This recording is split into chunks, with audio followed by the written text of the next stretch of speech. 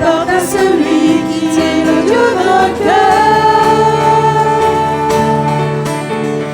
Ouvrez les portes, annoncez le roi et laissez Jésus entrer. Ouvrez les portes et ouvrez vos cœurs, il vient avec majesté. Ouvrez les portes à celui qui tient les clés de la vie. Ouvrez les portes et les pauvres seront affranchis. Ouvrez les portes, annoncez le roi et laissez Jésus entrer. Ouvrez les portes et ouvrez vos cœurs, il vient avec majesté. Ouvrez les portes à celui qui est le consolateur. Ouvrez les portes à celui qui veut sonder vos cœurs.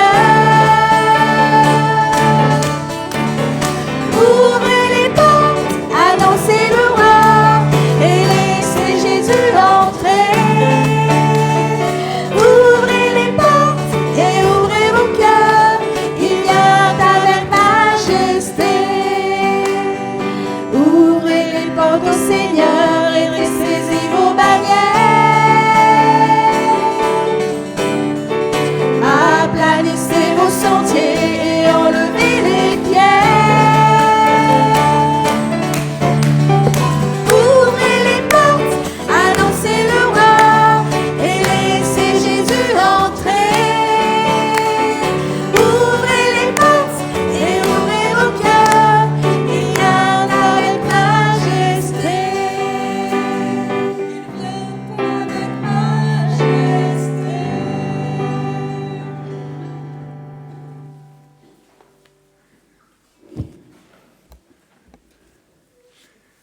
Au nom du Père, du Fils et du Saint-Esprit, Amen. Ça fait du bien de commencer dans la joie.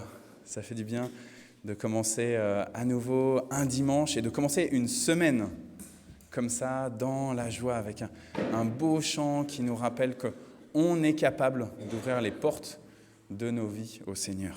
Alors je pense qu'il y a peut-être un... Non ? Ouais, je pense que c'est ça. Hop, le micro a son fil. Je te l'ai mis en mute, juste pour que tu saches, pour tout à l'heure.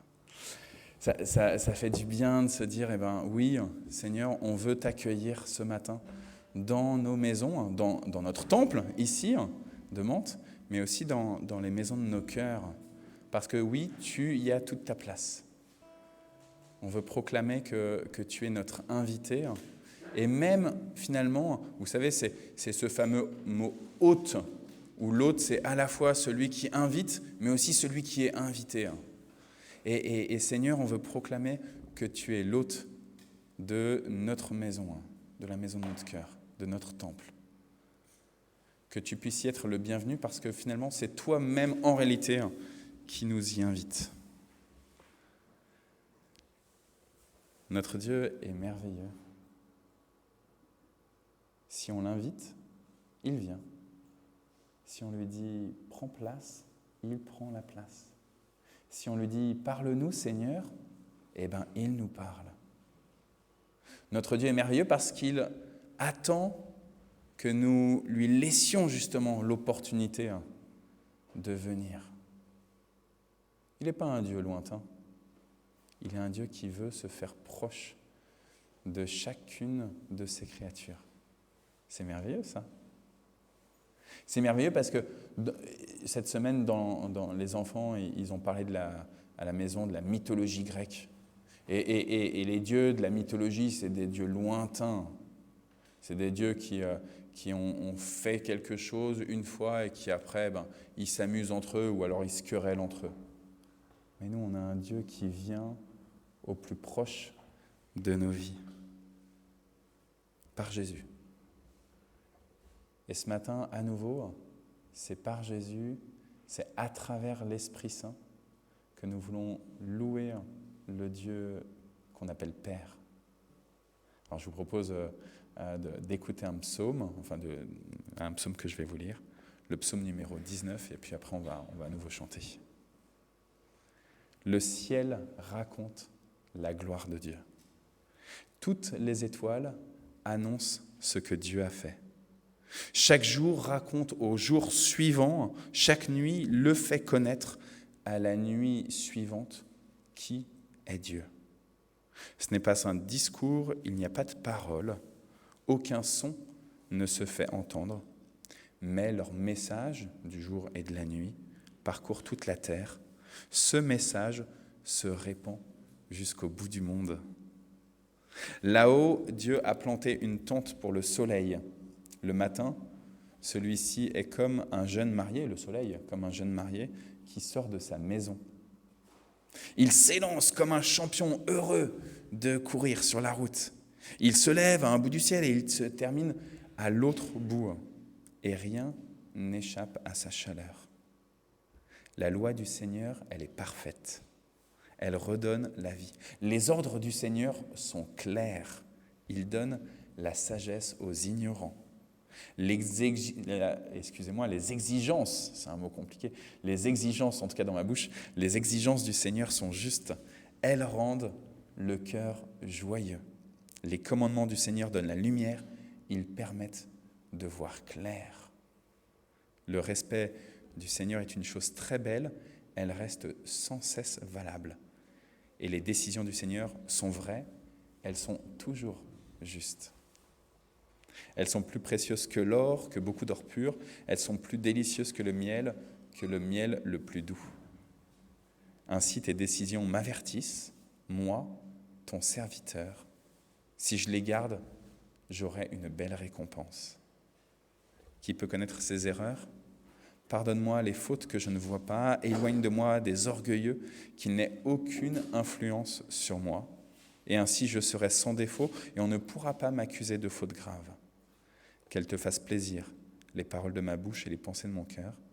Seigneur, mon solide rocher, mon défenseur. Amen.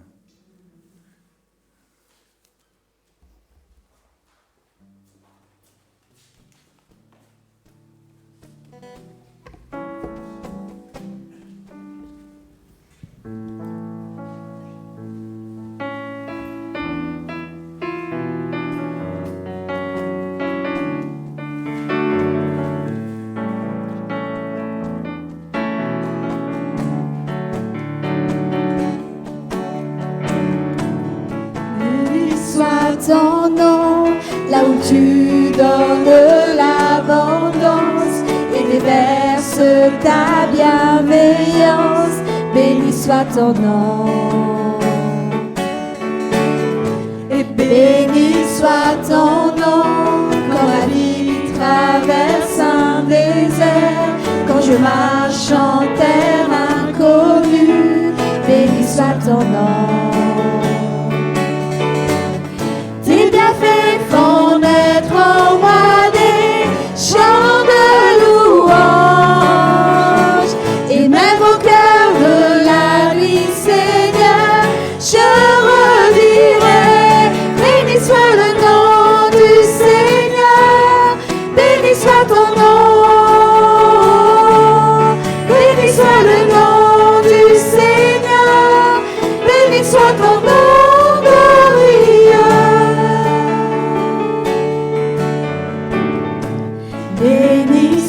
Ton nom, quand sur moi brille le soleil, quand la vie semble me sourire, béni soit ton nom. Et béni soit ton nom, sur la route semée de souffrance, s'il m'en coûte d'offrir ma louange, béni soit ton nom. Font naître en moi des chants de louange, et même au cœur de la vie, Seigneur, je redirai, béni soit le nom du Seigneur, béni soit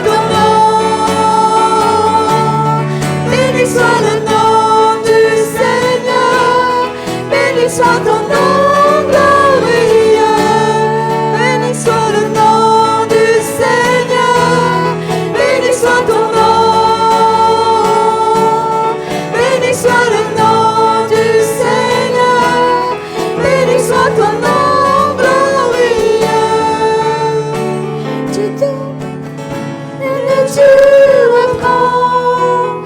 Tu donnes et tu reprends. Mon cœur choisit de dire, oh béni soit ton nom. Tu donnes et tu reprends. Tu donnes et tu reprends.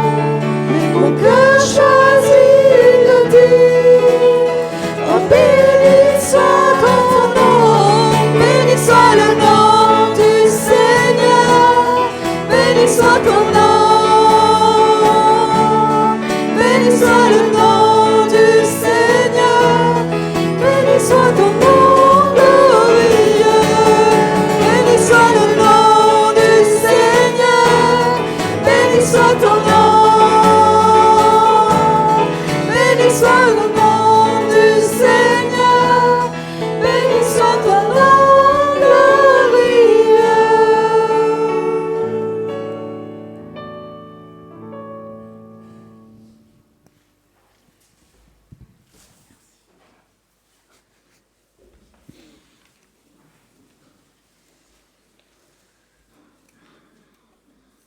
Dans le livre du Deutéronome.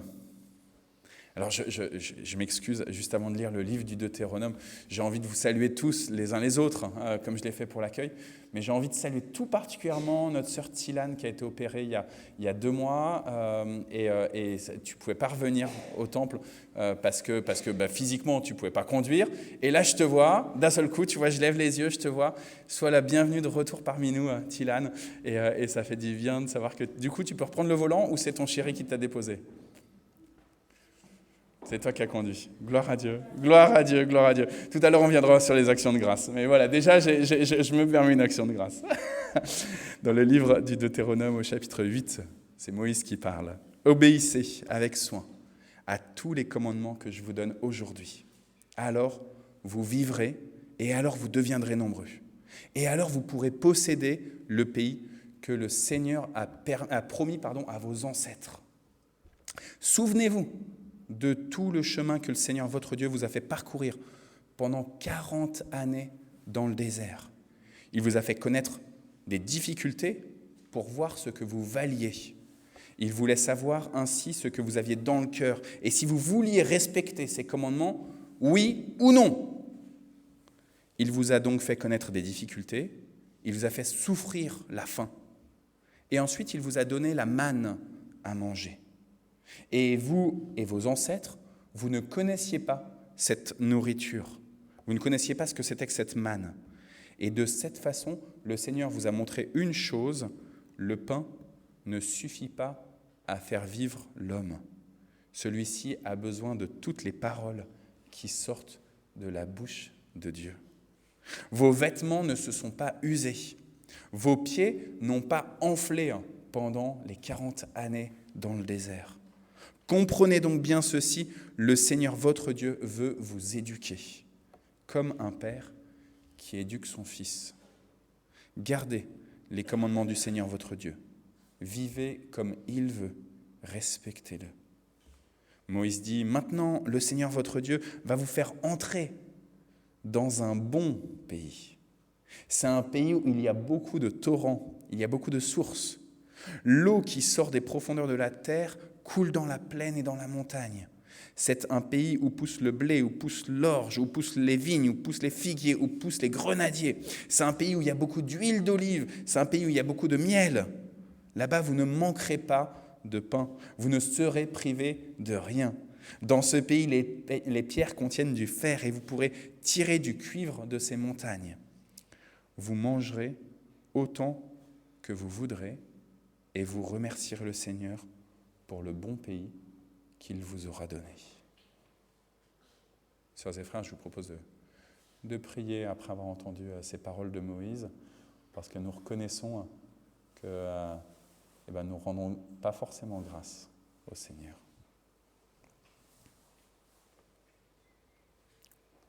Père, nous reconnaissons devant ta face que nous sommes par nature des inquiets.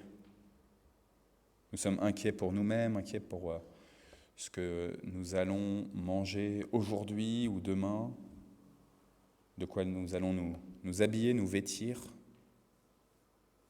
Nous sommes inquiets par rapport à nos logements, nous sommes inquiets par rapport à notre travail, nous sommes inquiets par rapport à nos relations. C'est vrai, papa, que selon nos personnalités, il y en a qui le sont peut-être plus inquiets que d'autres.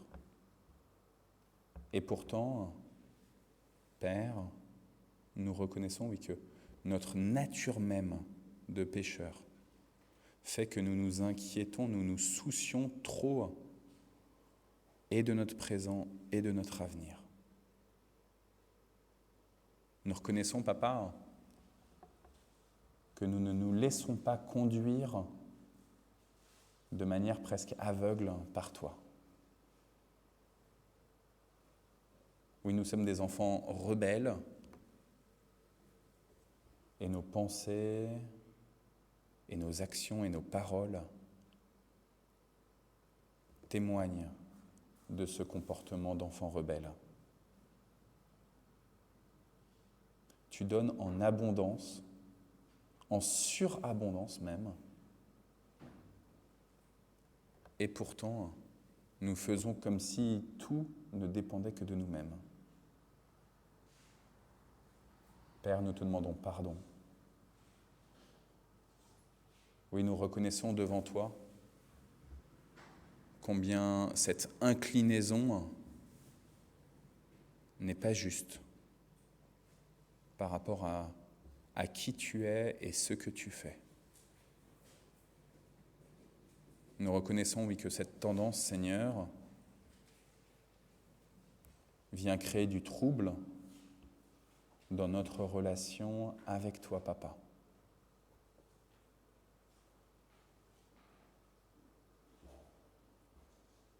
Alors, avec humilité, oui, nous mettons le genou devant toi. Nous plions les genoux, Seigneur. Et nous t'en supplions par le Christ, lui qui a donné sa vie sur la croix. Pardonne-nous encore une fois, s'il te plaît. Pardonne-nous, Seigneur.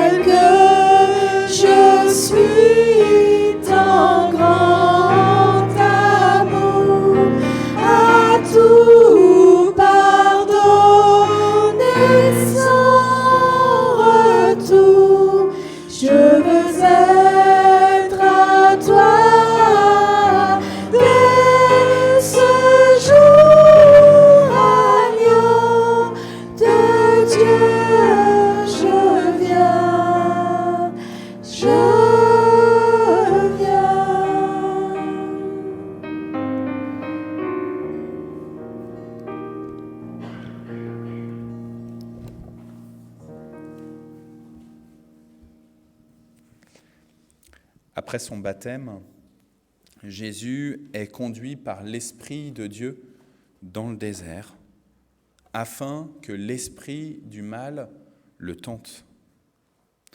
Pendant 40 jours, 40 nuits, Jésus ne va pas manger et il a faim. Alors, au bout de ces 40 jours et de ces 40 nuits, l'esprit du malin s'approche de Jésus et lui dit « Si tu es le Fils de Dieu, dis à ces pierres, changez-vous en pain. » Et Jésus lui répond la parole de Deutéronome 8 qu'on a entendue tout à l'heure. « Le pain ne suffit pas à faire vivre l'homme. Celui-ci a besoin de toutes les paroles qui sortent de la bouche de Dieu. » Une deuxième fois, le malin va tenter Jésus. Une troisième fois, le malin va tenter Jésus. Et à la toute fin, Jésus va lui dire « Va-t'en, Satan ». Et alors l'esprit du mal laisse Jésus. Et des anges s'approchent de Jésus et ils lui donnent à manger. Jésus dit à Satan « Va-t'en ». Le Satan, il aime nous faire culpabiliser.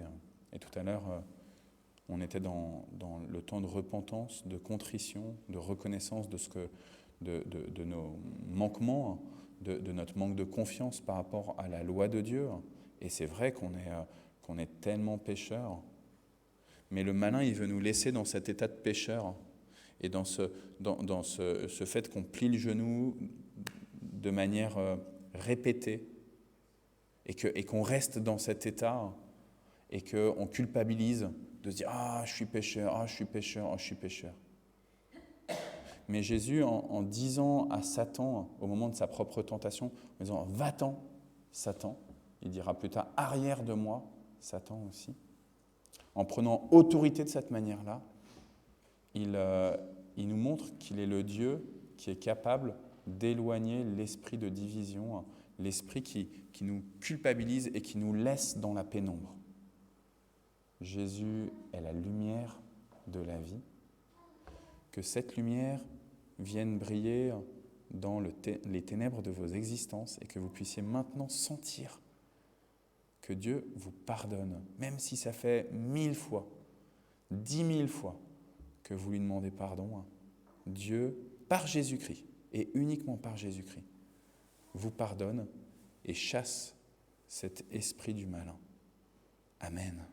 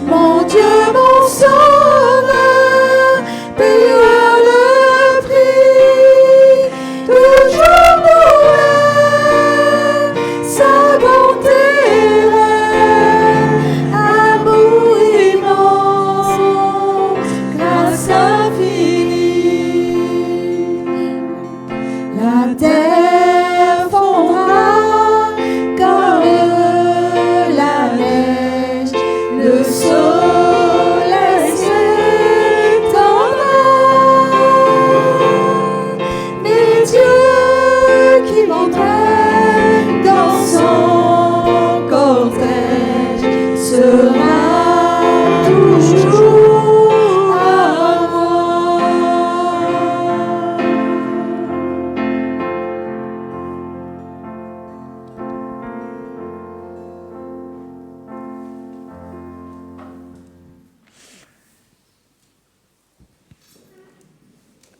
J'ai sorti la petite lingette pour le micro, parce que c'est le moment pour des actions de grâce. Donc, pour ceux qui n'ont pas l'habitude, on lance le micro comme ça. Pour ceux qui veulent... Annie, tu es prêt à attraper le micro en plein vol. Attention, on ne va pas le faire tomber, c'est fragile. On donne le micro pour ceux qui ont envie de remercier le Seigneur sur quelque chose que Dieu a fait et qui permet d'encourager les uns les autres. Alors, je ne sais pas, qui est-ce qui ose se lancer ce matin, qui veut dire merci à Dieu pour quelque chose qu'il a vécu cette semaine ou ces dernières semaines.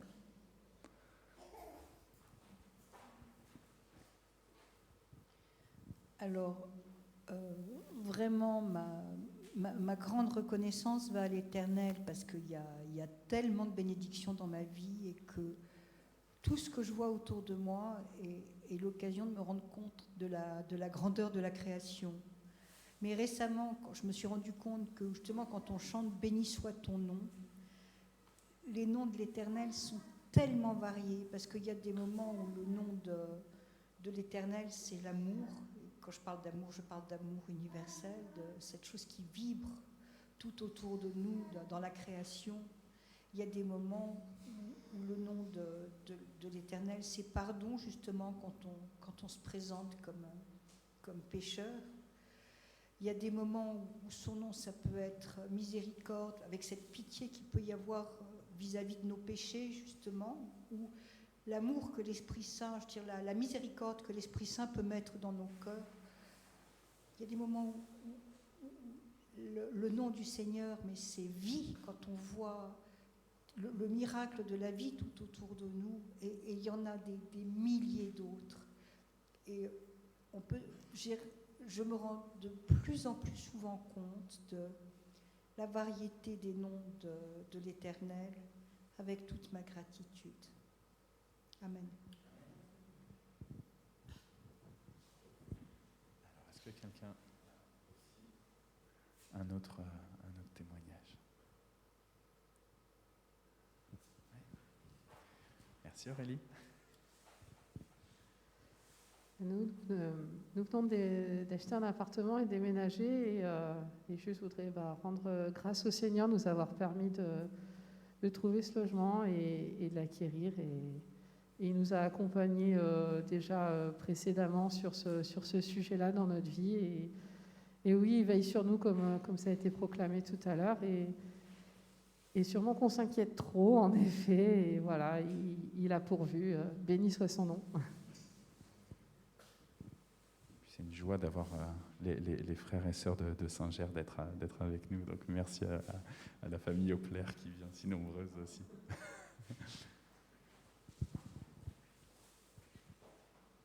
Je rends grâce au Seigneur pour tous ses bienfaits. Et grâce au Seigneur, je vais beaucoup mieux. Et mes frères et sœurs en Christ m'ont beaucoup manqué pendant tout ce temps de mon absence. Et grâce au Seigneur, je suis là aujourd'hui. Merci Seigneur. Amen. Merci Tylane d'oser prendre la parole. Est-ce qu'il y a quelqu'un d'autre ?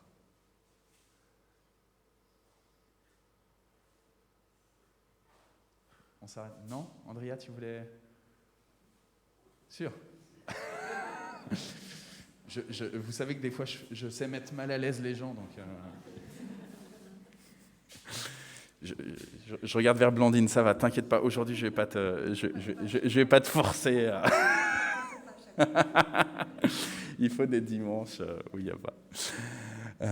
Vous avez remarqué que les enfants ne sont pas avec nous ce matin, contrairement à d'habitude. En fait, ils sont dans les ISBA à côté. Il y a toujours la formation des enfants à 10h. Normalement, ensuite, ils viennent au culte. Et puis, au moment de la liturgie de la parole, de la prédication, eh ben, ils peuvent repartir pour faire un temps d'animation de type bricolage. Mais là, aujourd'hui, ils commencent déjà on parle d'inquiétude, mais en tout cas, ils commencent déjà à préparer un petit peu la fête de Noël, la fête de l'Avent. Et donc, ils vont apprendre un chant qui est en anglais. Mais donc, Sonia, notre sœur, elle l'a traduit exprès. Donc, on a la primeur de ce chant en français. Et donc, depuis tout à l'heure, elle leur apprend ce chant. Ils vont aussi faire des scénettes, etc. Ça me permet déjà maintenant, alors qu'on est le 14 novembre, de vous dire que le 19 décembre, on fera cette fête de l'Avent. Et qu'à cette occasion, ce n'est pas simplement les enfants qui sont invités à participer, mais c'est toute l'Assemblée. On le redira aux annonces. Mais si vous avez envie de faire une prestation quelle qu'elle soit, que ce soit une danse, que ce soit un poème, que ce soit une lecture, que ce soit un message, que ce soit un dessin, que ce soit, je ne sais pas, un morceau de musique, que ce soit avec des paroles ou que ce soit juste de l'instrumental. Tout ce que vous voulez offrir au Seigneur comme type de prestation, c'est pour le 19 décembre. Et donc, commencez déjà à vous y préparer. Vous pouvez faire ça seul, ou alors en famille, ou alors en groupe de paroissiens aussi. C'est des occasions. Je regarde vers Claude. C'est mon désir, tu sais, depuis 2 ans, qu'il y ait un cœur d'homme. Donc j'espère que cette année, ça va pouvoir se faire, un beau cœur d'homme, Claude. J'espère. Je prie, tu le sais pour ça. Je laisse la parole à... Ça commence à être dur pour chanter. Mais je sais que tu vas chanter à Clarisse, tu vas chanter au Quetzar, à Brassens. Non, c'est fini. C'est fini tout ça. Bon. Depuis le Covid, alors. Bon, on va continuer de prier quand même pour ça. Okay. Hani, je te laisse venir et puis tu nous dis si tu as besoin de quelqu'un pour lire ou si tu fais les lectures toi-même.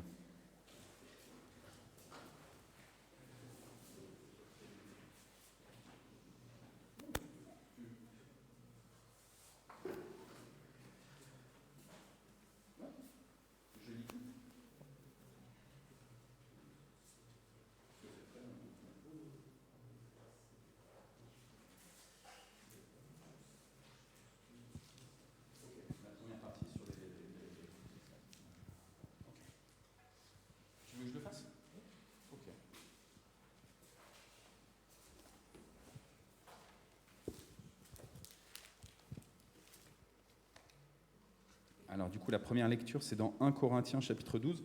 Alors je crois que... 1 à 11. Et peut-être que, parce que je pense, Dominique, que j'ai mis la version Louis II, parce que je sais que Hani, comme Marie-Christine, préfère quand on met la seconde que la parole de vie. Donc du coup, je suis désolé de ne pas vous regarder, mais je vais regarder plutôt l'écran comme vous. Et donc on va aller jusqu'au verset 11, pas jusqu'au verset 31. Pour ce qui concerne les dons spirituels, je ne veux pas, frères, que vous soyez dans l'ignorance. Vous savez que lorsque vous étiez païens, vous vous laissiez entraîner vers les idoles muettes, selon que vous étiez conduits. C'est pourquoi je vous déclare que nul, s'il parle par l'Esprit de Dieu, ne dit « Jésus est anathème ». Et que nul ne peut dire « Jésus est le Seigneur » si ce n'est par le Saint-Esprit. Il y a diversité de dons, mais le même Esprit. Diversité de ministères, mais le même Seigneur. Diversité d'opérations, mais le même Dieu qui opère tout en tous. Or, à chacun, la manifestation de l'Esprit est donnée pour l'utilité commune. En effet, à l'un est donnée par l'Esprit une parole de sagesse, à un autre une parole de connaissance, selon le même esprit. À un autre, la foi, par le même esprit. À un autre, le don de guérison, par le même esprit. À un autre, le don d'opérer des miracles. À un autre, la prophétie. À un autre, le discernement des esprits. À un autre, la diversité des langues. À un autre, l'interprétation des langues. Un seul et même esprit opère toutes ces choses, les distribuant à chacun, en particulier, comme il veut.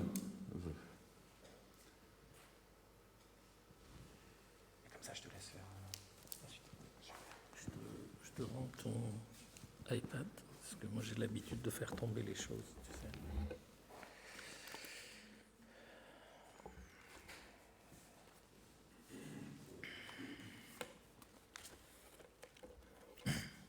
Bonjour à toutes, bonjour à tous. Ah oui, c'est vrai ça. Pardon, excusez-moi. Ouais. Des formations professionnelles. La deuxième lecture se trouve dans l'évangile de Luc, chapitre 10, une histoire qu'on connaît tous. C'est l'histoire de Marie et Marthe. Comme Jésus était en chemin avec ses disciples, il entra dans un village. Et une femme nommée Marthe le reçut dans sa maison. Elle avait une sœur nommée Marie, qui s'était assise aux pieds du Seigneur, écoutait sa parole. Marthe, occupée à divers soins domestiques, survint et dit : « Seigneur, cela ne te fait rien que ma sœur me laisse seule pour servir ? Dis-lui donc de venir m'aider. Dis-lui donc de m'aider, pour être fidèle à ce qui est écrit.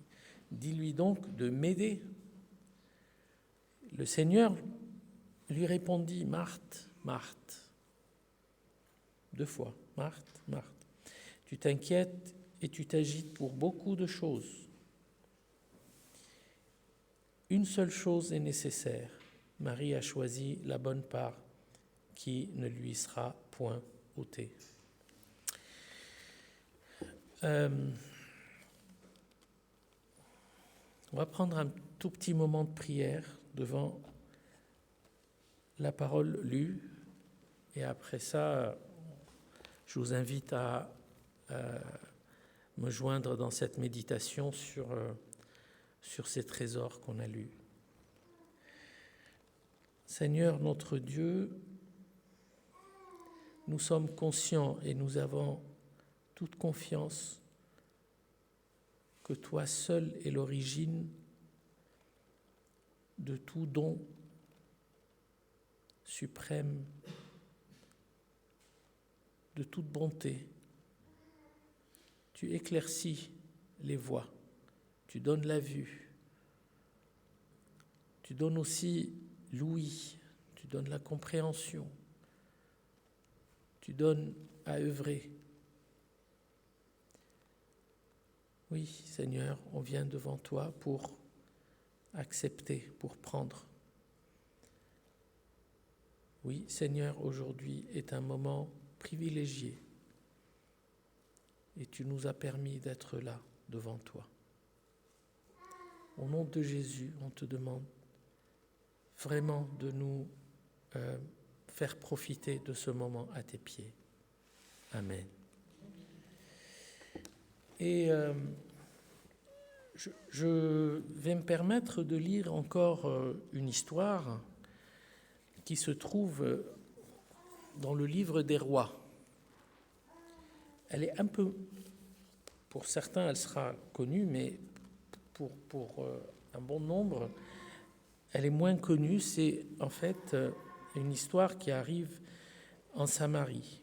Élisée dit : « Écoutez la parole de l'Éternel, ainsi parle l'Éternel. Demain, à cette heure, on aura une mesure de fleur de farine pour un cycle. » Un cycle, c'est une mesure de paiement de l'époque.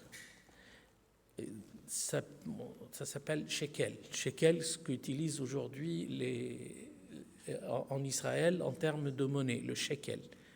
C'est la même chose. Un shekel et 2 mesures d'orge pour un shekel. Et là, ça veut dire que ça, c'est de l'abondance. En fait, ils sortaient d'une période de sécheresse totale et qu'il y avait la famine. À la porte de Samarie, l'officier sur la main duquel s'appuyait le roi répondit à l'homme de Dieu : « Quand l'Éternel ferait des fenêtres au ciel pareille chose arriverait-elle ? Quand est-ce que Dieu va ouvrir comme ça des portes du ciel ? » Et Élisée lui dit : « Tu le verras de tes yeux, mais tu n'en mangeras point. » Il y avait à l'entrée de la porte 4 lépreux qui se dirent l'un à l'autre : « Quoi ? Resterons-nous ici jusqu'à ce que nous mourions? Si nous songeons à entrer dans la ville, la famine est dans la ville et nous y mourrons. Et si nous restons ici, nous mourrons également. Alors, allons-nous jeter dans le camp des Syriens? Les Syriens avaient assiégé en fait la ville, ils n'étaient pas loin. Allons nous jeter dans le camp des Syriens. S'ils nous laissent vivre, nous vivrons, et s'ils nous font mourir, nous mourrons. Ils partirent donc au crépuscule pour se rendre au camp des Syriens. Et lorsqu'ils furent arrivés à l'entrée du camp des Syriens, voici, il n'y avait personne. Le Seigneur avait fait entendre dans le camp des Syriens un bruit de chars et un bruit de chevaux, le bruit d'une grande armée. Ils s'étaient dit, les Syriens, et ils s'étaient dit l'un à l'autre, voici le roi d'Israël a pris à sa solde contre nous le roi des Hessiens et les rois des Égyptiens pour venir nous attaquer. Et ils se levèrent et ils prirent la fuite au crépuscule, abandonnant leurs tentes, leurs chevaux, leurs ânes et le camp tel qu'il était, et ils s'enfuirent pour sauver leur vie. Les lépreux étaient arrivés à l'entrée du camp, pénétrèrent dans une tente, mangèrent et buvèrent, et en emportèrent de l'argent et de l'or et des vêtements qu'ils allèrent cacher. Ils revinrent, pénétrèrent dans une autre tente, et en remportèrent des objets. Ils allèrent se cacher, puis se dirent l'un à l'autre. Puis ils se dirent l'un à l'autre, nous n'agissons pas bien. Cette journée est une journée de bonnes nouvelles. Cette journée est une journée de bonnes nouvelles. Si nous gardons le silence et nous attendons jusqu'à la lumière du jour, le châtiment nous atteindra. Venez maintenant et allons informer la maison du roi. Ils partirent et ensuite l'histoire continue. Ils retournent de là où ils venaient et ils vont annoncer ce qu'ils ont vu, c'est-à-dire qu'il y avait de l'abondance abandonnée par les Syriens et que les nécessiteux peuvent aller en profiter. On garde un peu cette histoire dans la mémoire, puis on revient à notre belle histoire de Marie et Marthe. Et dans l'histoire de Marie et Marthe, on voit, comme tout le monde le sait, deux sœurs chez qui Jésus arrive. Et rien n'est par hasard. Jésus marchait avec ses disciples et puis il bifurque vers un village. Et c'est sûrement pas pour rien. Il aurait pu continuer, mais il fait exprès d'aller dans un village. Dans ce village, et on ne connaît même pas son nom, on ne sait pas ce que c'est que ce village. Ça se trouve, c'est une petite bourgade perdue quelque part en Israël de ce vieux temps. On ne sait pas ce que c'est. Mais il se trouve que dans ce village, il y avait une petite maison, et dans cette petite maison, il y avait deux sœurs, Marie et Marthe. Et puis, en fait, Marthe, peut-être est-ce l'aînée, peut-être est-ce la personne qui est plus agissante, qui est plus zélée, je n'en sais rien, personne ne sait. Mais en tout cas, elle l'invite. Elle invite Jésus à rentrer chez elle. Et puis, sa sœur, osant penser que c'est sa petite sœur, elle va s'asseoir au pied de Jésus. Et il dit ici, Luc, elle avait une sœur nommée Marthe qui s'était assise au pied de Jésus, écoutait sa parole. Elle s'était assise, on ne sait pas ce qu'il disait, il n'y a aucun enseignement général de donner, tel que, par exemple, s'il répétait le sermon sur la montagne ou s'il donnait une explication à un dire de prophète ou autre, rien du tout. On sait seulement qu'elle s'est posée à ses pieds pour écouter sa parole. Et Marthe, la sœur véhémente, remplie de zèle, elle a continué à être occupée à faire plein de choses. Puis, elle vient et elle dit à Jésus la phrase qu'on connaît tous, « Ne vois-tu pas que je suis en train de travailler et que Marie ne fout rien, mais dis-lui de venir m'aider. » Et tout homme de ce temps, tout masculin de ce temps ou même d'aujourd'hui, un peu macho aurait dit, mais Marie, tu laisses ta sœur, va donc non. Et Jésus va répéter une chose, il dit Marthe, Marthe, et il lui dit ça 2 fois. Alors, la répétition dans la Bible, c'est pour marquer le coup. Petit exemple, une toute petite parenthèse, quand le prophète parlait au peuple, quand il disait « Écoute Israël », il le répétait 2 fois. « Shema Yisraël », 2 fois. « Écoute, écoute ». C'est-à-dire, peut-être que le premier « écoute » ne percute pas, alors il lui donne un autre. « Écoute, Marthe, Marthe », l'air de dire « Réveille-toi, Marthe. Ressaisis-toi, Marthe. Arrête ta lancée, Marthe. Arrête ta progression, Marthe, et écoute. » Et puis il lui dit, tu sais, Marthe, tu t'occupes de plein de choses, mais le besoin n'est pas là, le besoin est ailleurs. Et en fait, là, quand j'ai repris un peu les originaux sont un peu différents de ça. C'est-à-dire qu'il dit, tu t'agites pour beaucoup de choses, une seule chose est nécessaire. En fait, ce n'est pas exactement ça. La vraie traduction, c'est que le besoin est envers une unité, un seul. Un seul représente le besoin. Toi, tu t'occupes de plein de choses, mais le besoin est vers un. Et non pas une seule chose est nécessaire.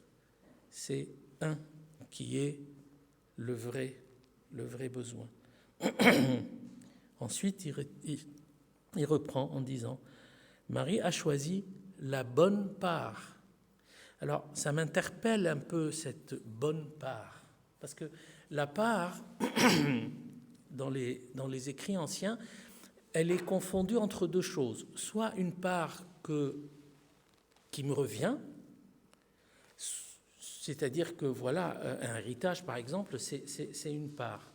2 qui s'accordent sur un bénéfice, j'ai une part, et ainsi de suite. Ou alors, c'est une part que je prends, que je saisis, dont je m'accapare. Marie a choisi la bonne part. Il y a le mot « choisi », il y a le mot « part », il y a le mot « bonne part ». Il y a le choix qu'a fait Marie, il y a le choix qu'a fait Marthe.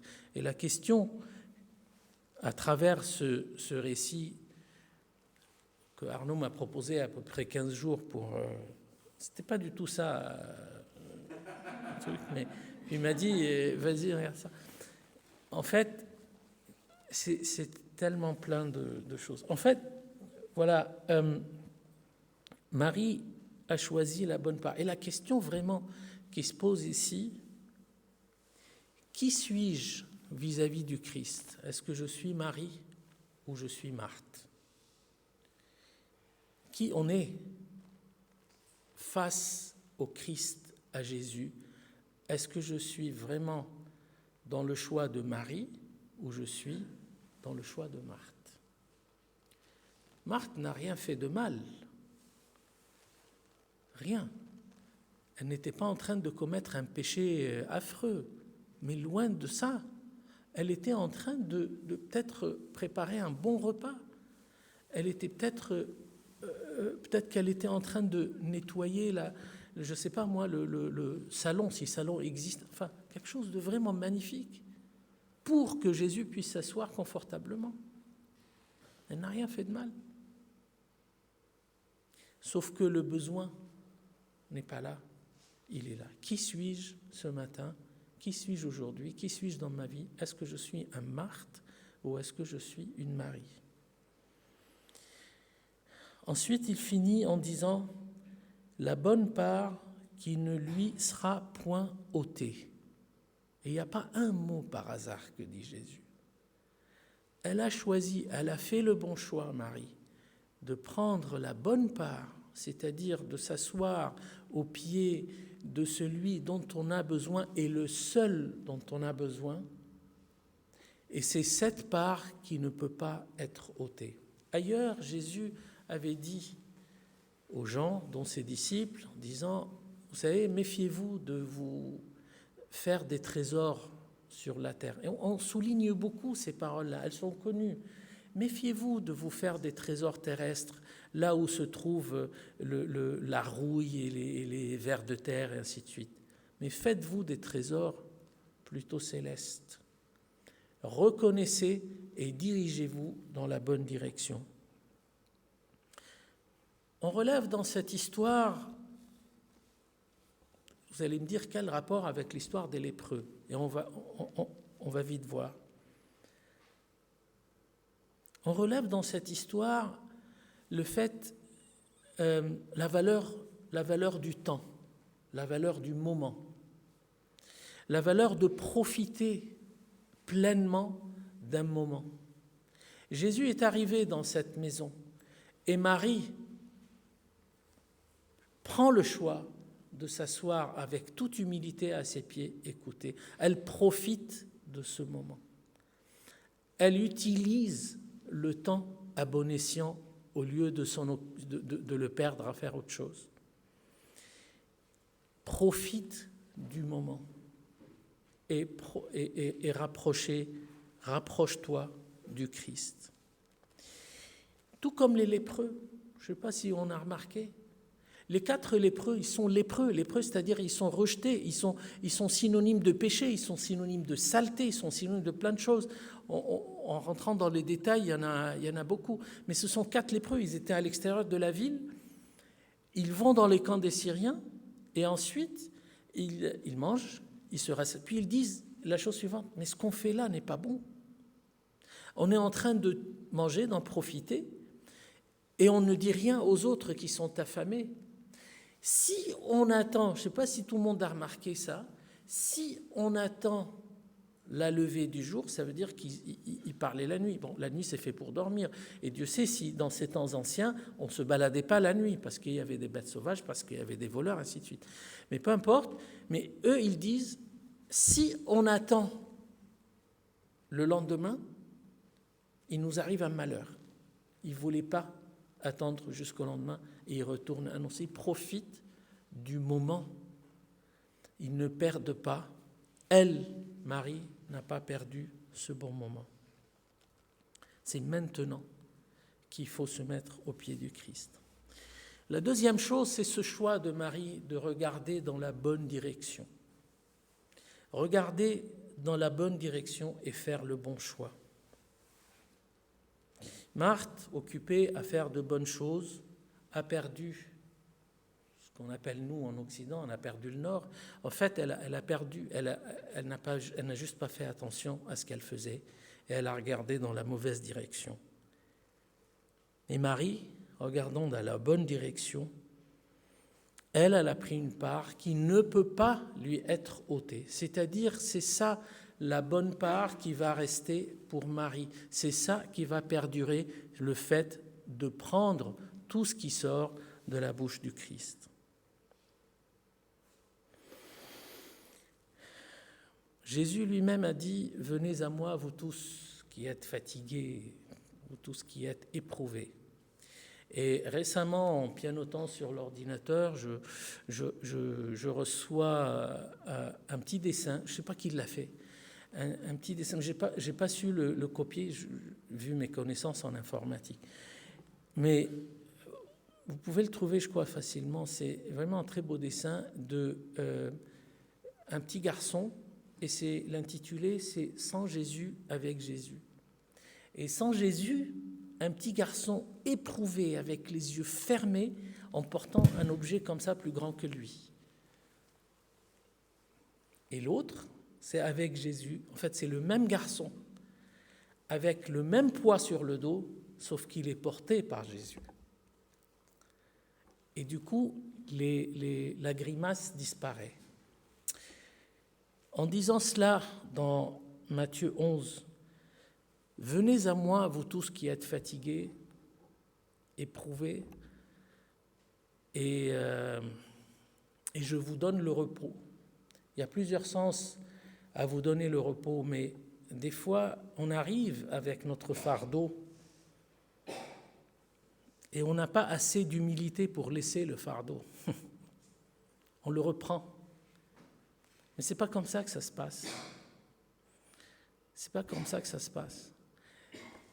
Quand on se ramène avec ça, avec cette lourdeur, je ne sais pas ce qu'elle est. Est-ce que c'est une difficulté, une incompréhension, une contrariété, un conflit? Tout ça, on en a beaucoup entendu. Mais la problématique, c'est des fois de ne pas avoir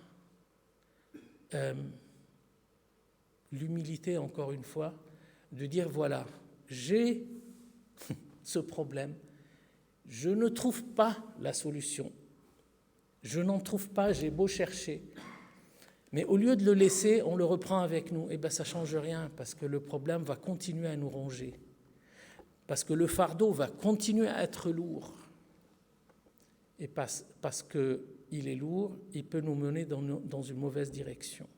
Alors qu'en laissant le fardeau, vraiment et sincèrement, on repart léger. On repart léger. C'est pas facile, des fois, de le faire, parce qu'on pense être capable de faire ça, de dénouer tous nos problèmes, de trouver des solutions, mais parfois il n'y en a pas. Il faut les laisser au pied du Maître. Est-ce que Marie n'était-elle pas en train de laisser aussi ses problèmes, quels qu'ils soient, au pied de Jésus? Vient alors la parole de Luc en nous décrivant que Marie était là pour écouter, pour recevoir, pour prendre ce que Jésus lui disait. Ce qu'on a lu dans la lettre aux Corinthiens, on a remarqué qu'il insiste sur le seul qui donne le un, qui donne l'unité, l'union, l'unité, le seul et l'unique qui peut donner. Et ça traduit le fait qu'en se rapprochant, en se mettant au pied du Christ, on réalise le plan de Dieu qui crée des deux un seul. On devient unis avec. On devient une unité entre nous, les uns et les autres, mais une unité avec le Christ, en épousant cette nature. L'unité donne à croire, le un donne à croire. On a vu dans le Corinthiens, dans le chapitre que Arnaud a lu, le premier don que donne le un, l'Esprit, c'est croire. Personne ne peut dire que Jésus est Seigneur sans le don du Christ, sans le don de l'Esprit. Personne. C'est le premier don. Et ensuite, il y a don de la sagesse, de l'esprit de sagesse. Ensuite, il y a eu le don de la compréhension, et ainsi de suite. Le don, le don du un, dans son origine et dans sa finalité. Dans son origine, mais dans son aboutissement. Dans son origine, mais aussi dans l'accompagnement. Quel que soit ce qui sera fait derrière, sera fait pour le un et pour sa gloire. Je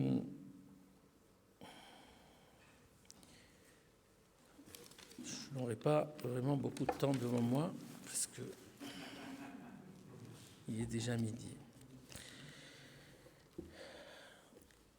Vient alors le rôle d'accepter et s'ouvrir au don de Dieu, qui est capable de nourrir et tout donner. Encore une fois, Marie au pied, qui accepte, qui écoute. Qui écoute aussi quand on écoute, quand on s'ouvre au don suprême de l'Esprit, c'est le don, et ça, la référence se trouve dans Colossiens 3, 10, c'est le don de se renouveler, le renouveau perpétuel. Le renouveau perpétuel, c'est-à-dire tous les jours, on a quelque chose de nouveau. Et peut-être que ce qui nous attire souvent, c'est quand on veut aller voir quelque chose ou écouter une musique nouvelle, un nouveau film, quelque chose qu'on n'a pas connu auparavant. Et ce renouveau perpétuel, c'est le rôle de l'Esprit. Admettre que tout don vient du Seigneur. Tout don vient du Père, le Père des Lumières. Quand on se réfère à la lettre de Jacques, la lettre de Jacques parle encore une fois de ça, mais elle parle aussi des épreuves. Elle parle aussi des épreuves. Il sera trop long de lire le passage qui est magnifique dans la lettre de Jacques, mais qui parle dans l'épreuve. Comment faire? Oui, il y a les dons. Oui, le Seigneur parle. Oui, l'Esprit donne. Mais oui, il y a aussi des épreuves. Comment y faire face?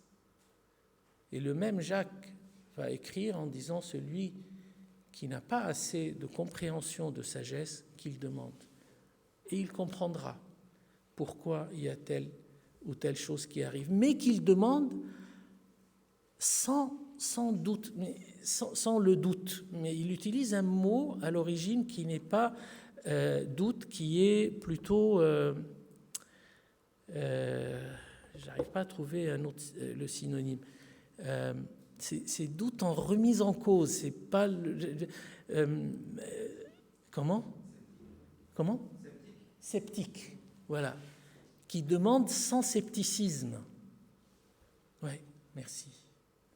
Qu'il demande avec affirmation. Qui demande sachant qu'il va recevoir. Qui demande comme Marie qui était au pied du Christ. Il sait qu'il va recevoir la réponse. Celui qui reste dans le scepticisme le décrit Jacques comme étant agité, ballotté par des vagues, par du vent. Il part par-ci, puis il part par-là, puis il essaye ceci.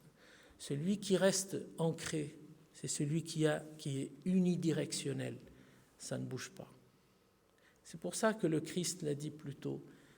La part qui ne lui sera pas ôtée, la direction qui ne change pas. L'origine et l'aboutissement, c'est lui. Vient alors, et pour finir, la résultante de tout ça, c'est d'être capable de donner.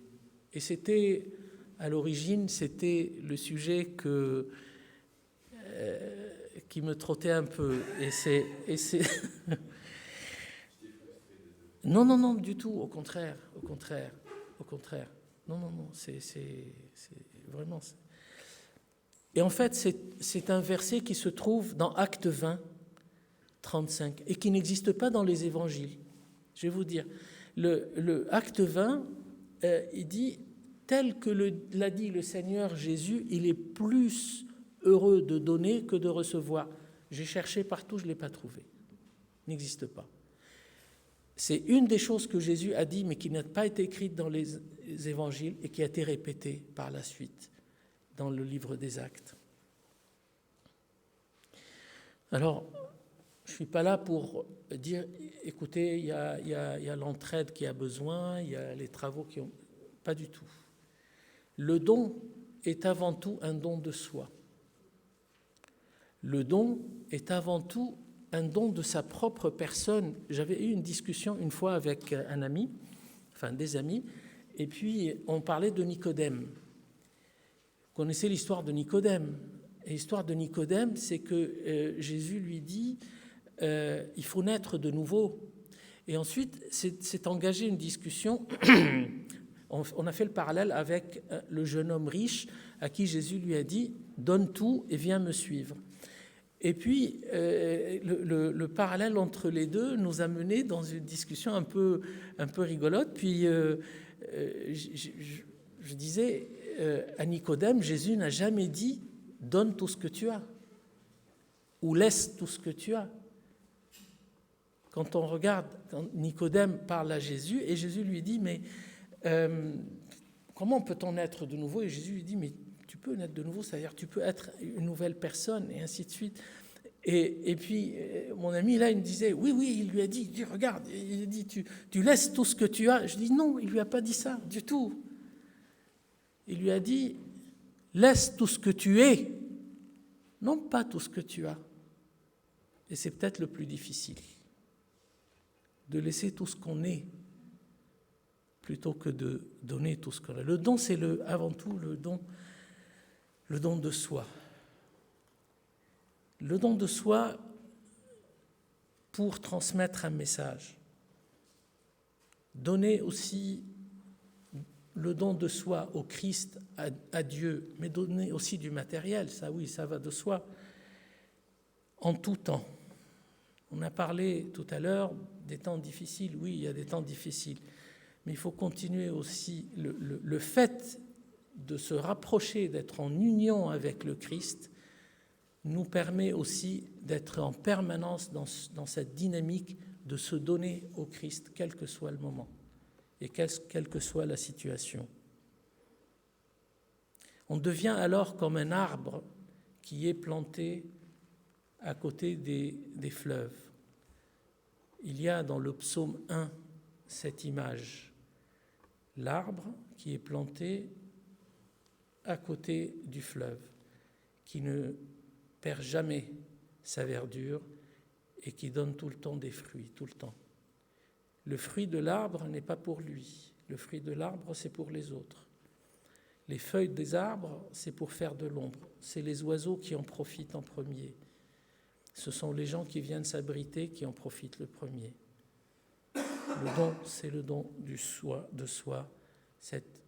Ce rapprochement et cette union avec le Christ nous permet d'avoir cela. Et on a lu tout à l'heure ce que l'Esprit est capable de faire en nous dans dans l'Épître des Corinthiens.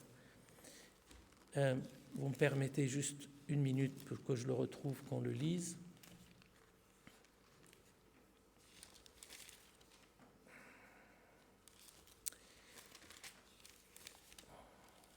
Alors,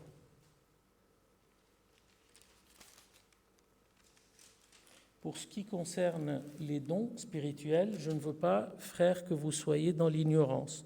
Vous savez que lorsque vous étiez païens, vous vous laissiez entraîner vers les idoles muettes selon que vous étiez conduits. C'est pourquoi je vous déclare que personne, s'il parle par l'Esprit de Dieu, ne dit Jésus est anathème, et que personne ne peut dire Jésus est le Seigneur si ce n'est pas par l'Esprit. Il y a une diversité de dons, mais le même Esprit. Diversité de ministères, mais le même Seigneur. Diversité d'opérations, mais le même Dieu. Dieu qui opère tout en nous. Or, à chacun, la manifestation de l'Esprit est donnée pour l'utilité. Pour l'utilité, pas pour... En effet, à l'un est donné par l'Esprit une parole de sagesse, à un autre une parole de connaissance, selon le même Esprit, le même, toujours le même, le un, l'unité. À un autre, selon le don des guérisons, le même Esprit, un autre, par le même Esprit, à un autre le don d'opérer des miracles, à un autre prophétie, à un autre discernement des esprits, à un autre diversité des langues, à un autre interprétation, ainsi de suite. Et je termine par cette toute petite histoire que, vis-à-vis des dons de l'Esprit. Souvent, on s'arrête sur les miracles, ces histoires. Et en fait, il y a des jeunes qui sont allés voir leur père en disant « Mais voilà, nous aussi, on est chrétiens, on est croyants, on veut faire des miracles comme les ancêtres. » Et il leur a dit la chose suivante. Si vous apprenez à quelqu'un à lire l'Évangile, vous avez ouvert les yeux d'un aveugle. Si vous permettez à quelqu'un ou si vous incitez quelqu'un à faire le bien, vous avez rendu l'usage d'une main desséchée. Et la suite est pire. Si vous donnez envie à quelqu'un de venir à l'église, alors vous avez guéri un paralytique. Si vous donnez envie à quelqu'un de venir à l'église, par votre comportement, par votre vie, alors vous avez guéri un paralytique. Et la fin, c'est si par l'intermédiaire de Dieu vous êtes usé, vous êtes utilisé à ce que quelqu'un reconnaisse le Christ et qu'il se repentisse, alors vous avez ressuscité un mort. Donc, quand j'ai lu ça l'autre jour, j'ai dit, bon,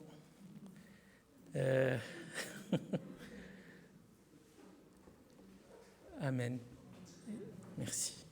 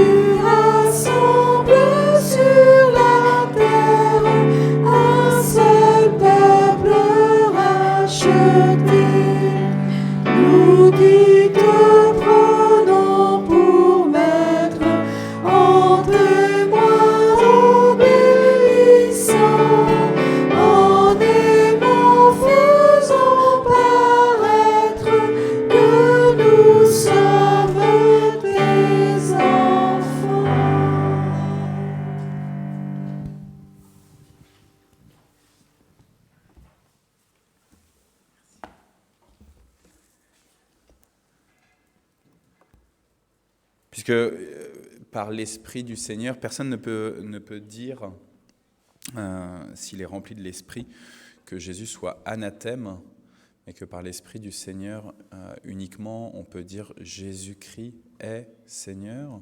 Je vous propose, au lieu de confesser la foi de l'Église selon le symbole des apôtres, simplement que vous me répondiez, si c'est votre conviction, un Amen aux affirmations que je vous propose. Croyez-vous que Dieu est celui qui a tout créé et qui a insufflé la vie en vous et qui vous a réveillé ce matin? Amen. Croyez-vous que Jésus est le Messie, l'envoyé promis par Dieu à travers les prophètes et qui s'est incarné, qui est arrivé il y a 2000 ans. Croyez-vous que Jésus est monté auprès de Dieu et que pourtant, malgré tout, il demeure avec nous jusqu'à la fin des temps? Croyez-vous qu'au moment de la Pentecôte, Dieu a envoyé le Consolateur, le Paraclet, l'Esprit Saint pour faire connaître l'Église, faire grandir l'Église, pour que le royaume de Dieu grandisse de plus en plus? Croyez-vous que vous êtes, vous aussi, appelés à être des témoins à la suite des disciples? C'est un petit amen, là. Croyez-vous que vous pouvez, comme Marie, vous asseoir aux pieds de Jésus et écouter ses paroles? Croyez-vous que vous pouvez, à l'instar de tous les membres de l'Église, apporter à travers les charismes, les dons du Seigneur, apporter l'Évangile auprès de tous ceux que le Seigneur met autour de vous? Amen. Je vous propose de prier. Seigneur notre Dieu, cette semaine encore, nous avons vu combien le monde est en souffrance. Nous l'avons vu dans nos lieux de vie, d'occupation, dans nos maisons, dans nos appartements. Nous avons pu percevoir des tensions, des crispations. Nous l'avons vu dans notre travail et même dans nos activités associatives, dans nos différents clubs et occupations. Nous avons entendu, Seigneur, des plaintes. Oui, des proches nous ont confié des sujets de prière les concernant ou concernant ce monde. Nous croyons que tu es un Dieu qui entend la plainte de ses enfants. C'est pourquoi, Seigneur, nous te les confions maintenant. Nous ne voulons pas repartir avec toutes ces plaintes chargées, qu'elles pèsent sur notre propre dos, tel un fardeau. Mais nous voulons te les confier.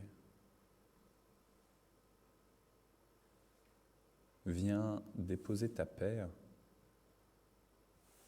parmi ceux dont le corps ou l'âme est fatigué. Ceux qui se battent contre la maladie, contre la vieillesse, contre l'isolement. Ceux qui peinent à trouver un sens à leur existence. Nous avons entendu ce matin que toi, tu es celui dont nous avons vraiment besoin pour trouver du sens à nos vies.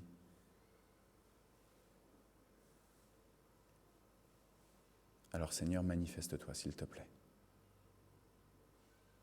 Et nous t'en prions, utilise tes disciples, utilise ceux que tu as adoptés, tes enfants.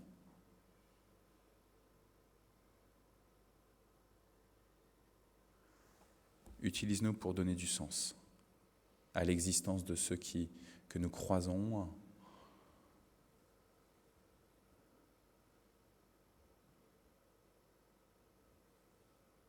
Nous te prions pour ton Église, Seigneur. Fais-la croître. Et qu'ainsi nous puissions percevoir que ton royaume grandit vraiment. Opère à travers nous des miracles, que ce soit ceux que Hani vient de nous mentionner, Seigneur, ou que ce soit des miracles encore plus extraordinaires, encore plus impressionnants. Seigneur, on veut pas mettre de concurrence entre tous les miracles que tu peux opérer, mais donne-nous de les voir et de les raconter. Nous te rendons grâce, Seigneur, pour toutes les occasions où tu nous fais penser et repenser à tes actions étonnantes. Et ensemble, nous te disons la prière que ton Fils nous a enseignée. Et on va le faire d'une manière un peu différente de d'habitude. Au lieu de la dire, eh ben on va le chanter. Et donc je laisse le groupe de louanges chanter.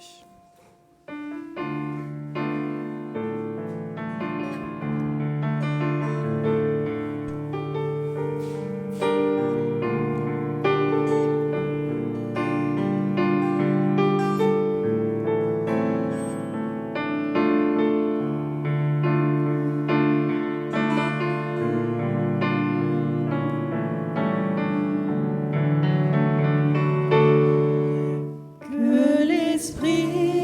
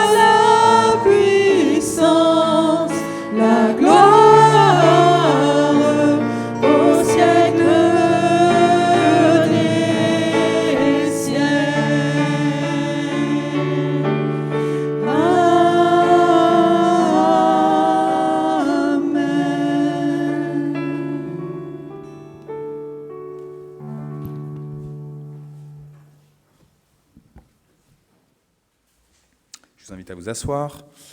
Quelques annonces par rapport aux activités de la paroisse. Aujourd'hui, c'est dimanche et on est le deuxième dimanche du mois. Et qui dit deuxième dimanche du mois dit partage biblique à 14h.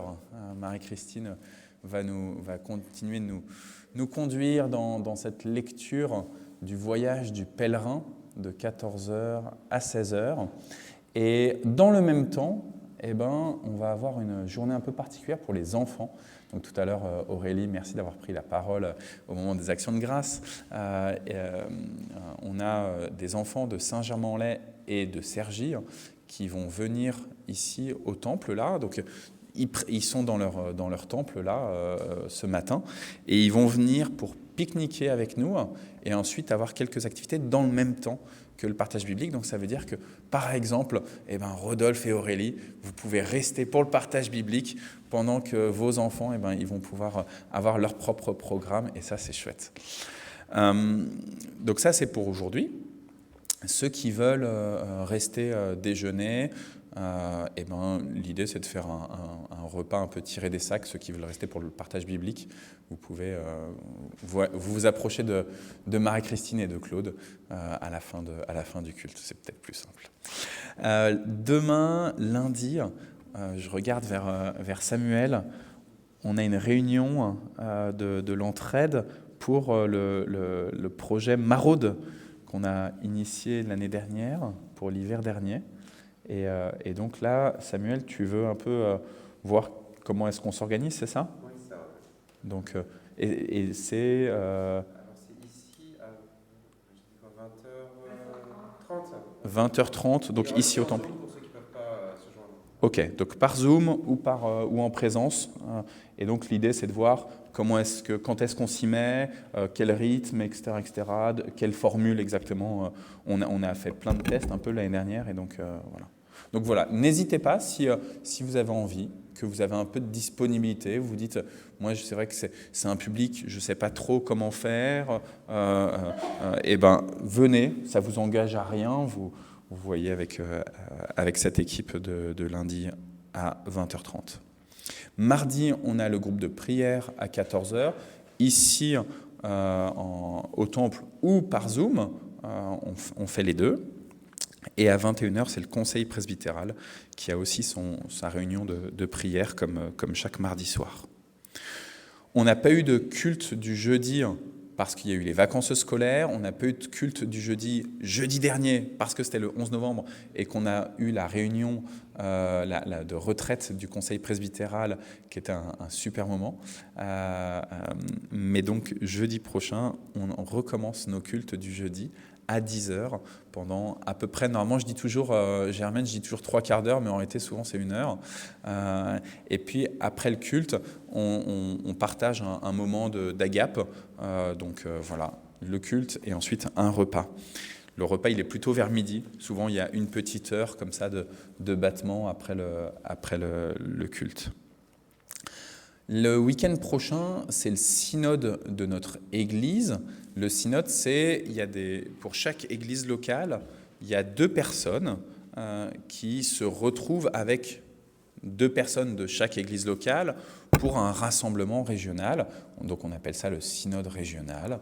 On va se retrouver du coup avec Andrea à Dourdan pour le week-end prochain. Dans le même temps, ceux qui suivent le parcours Alpha, ils sont invités à aller à Bayeux. Merci beaucoup Noël. À Bayeux pour le week-end du Saint-Esprit.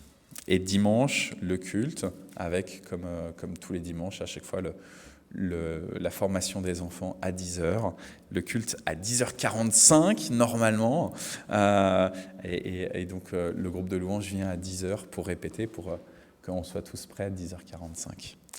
Voilà, je regarde vers Dominique, vers Andrea. Est-ce qu'il y a des annonces que j'aurais oubliées ? Je pense que c'est dimanche prochain qu'on fait le retour un peu sur le conseil. C'est Dominique, c'est toi qui feras ? Non, c'est Nathalie. Non, ouais, ça c'est Nathalie. Tu voyais autre chose, Andrea ? Et tu fais bien.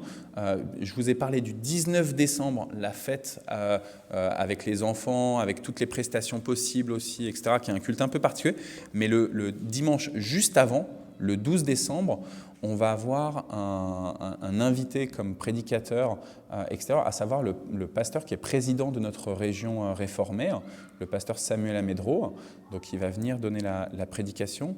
Et du coup, on se dit, on va essayer de mettre les petits plats dans les grands. Donc on va, à la fin du culte, on va proposer un repas. Et ça tombe bien parce que c'est le deuxième dimanche du mois et que du coup, comme tous les deuxièmes dimanches du mois, après, il y a un partage biblique. Donc comme ça, on enchaîne le culte du 12 décembre, prédication avec Samuel Amedro, ensuite repas et puis après, le partage biblique. Voilà.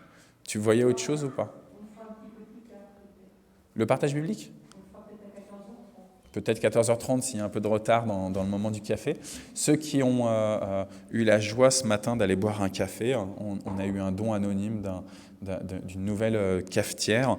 On a comme ça des dons qui arrivent. On avait une gazinière qui fonctionnait plus et puis pouf, il y a une gazinière qui est là maintenant avec un nouveau four qui arrive, qui attend juste d'être branché.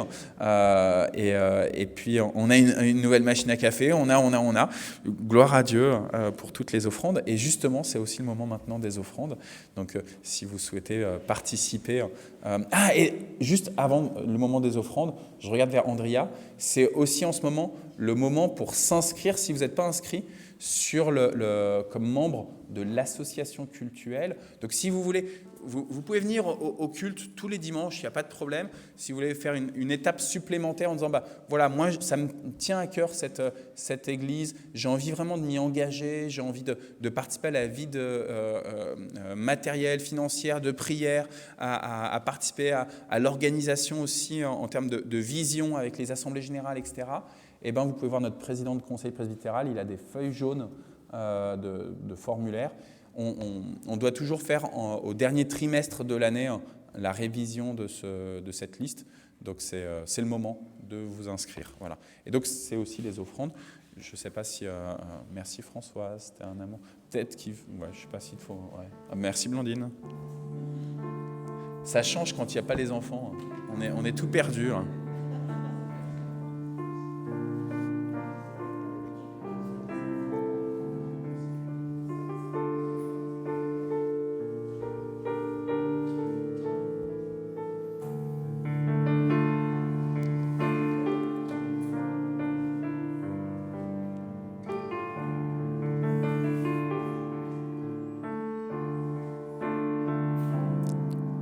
Ceux qui préfèrent faire des virements automatiques, vous pouvez aussi aller voir tout à l'heure Dominique qui vous donnera les RIB aussi pour l'association d'entraide, pour les travaux, tout ça. Voilà, où tu les affiches, voilà. N'hésitez pas, mais vous pourrez renoter ça aussi si ça vous intéresse.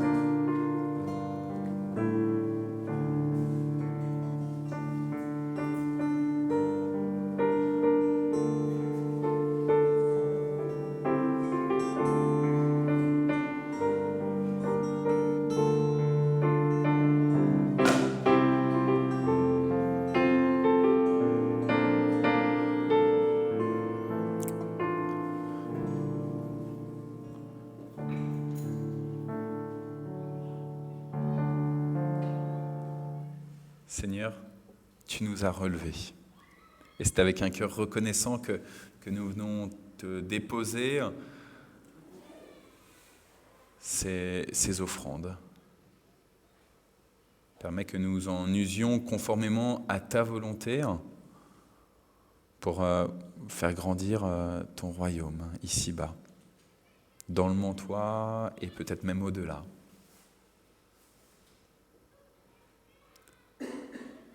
Seigneur, nous te bénissons pour ton Église et nous te supplions, sertant pour faire connaître combien tu es un Dieu bon, un Dieu juste et un Dieu vrai. Amen. Sœurs et frères, je vous invite à vous lever pour recevoir la bénédiction du Seigneur et puis pour chanter notre dernier chant.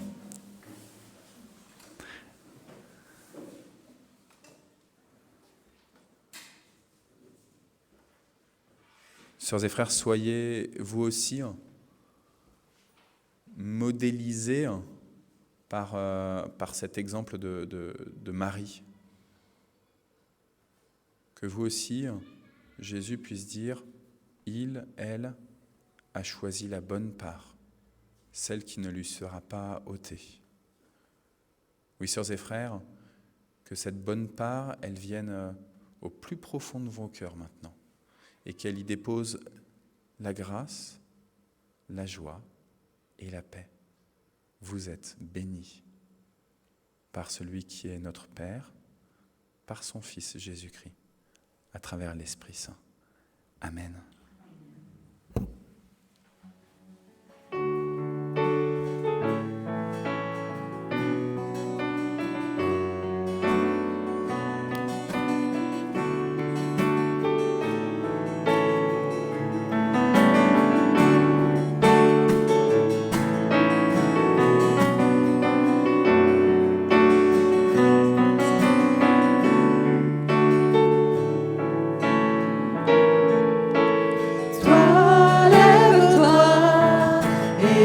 Au nom du Christ, portez l'amour de Dieu au monde.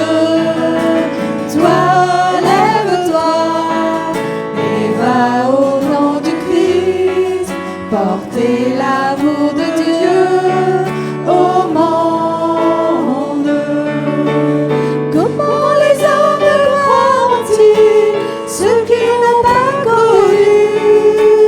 Comment les nations de la terre serviront-elles Jésus?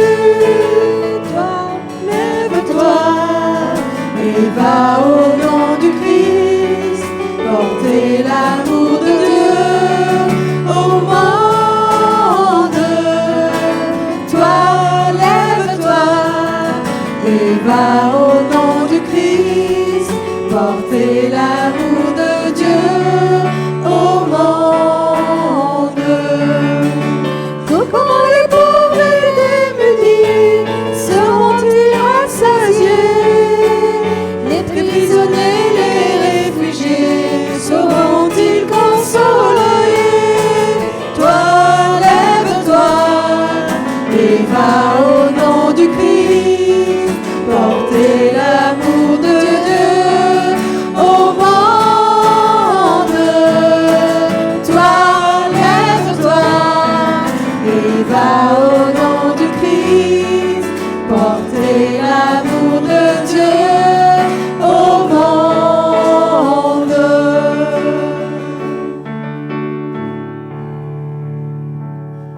Bon dimanche à tous.